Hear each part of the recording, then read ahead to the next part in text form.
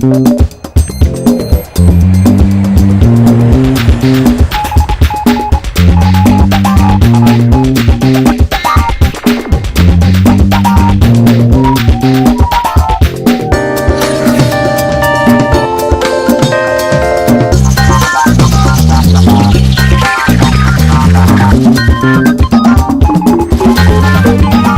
bastante sometidas a lo que dice el marido. Bueno, es un país musulmán en el cual, pues bueno, están un poco, digamos, entre comillas, sometidas, pero bueno, Emiratos Árabes Unidos es sin duda el país más liberal dentro de esta zona. No se puede comparar, por ejemplo, con Arabia Saudí.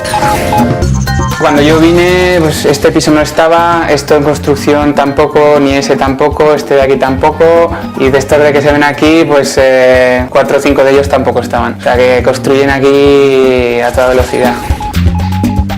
Casa siempre sigue siendo casa, y eso puedes estar donde quieras en este mundo, siempre vas a pensar en tu familia, en tus padres, en tus amigos, en la gente que realmente está contigo en todo momento. Me dio miedo al principio porque es un país árabe, siendo mujer y tampoco sabes lo que te vas a encontrar, pero era una aventura que había que vivir. Hay muchos aragoneses, ¿no? Que somos 20.000 aragoneses por el mundo, y la verdad es que nos tenemos que hacer notar, porque además siempre pasa que al final los aragoneses somos una minoría, o sea que cuanto más nos hagamos notar mejor. Aragoneses por el Mundo nos ha traído esta vez hasta Dubái, un emirato árabe, como ven, totalmente en construcción.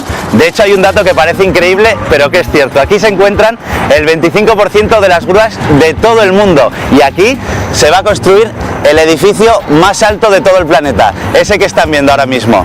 Si quieren conocer todo esto a través de los ojos de 5 aragoneses, no se muevan del sofá y quédense con nosotros.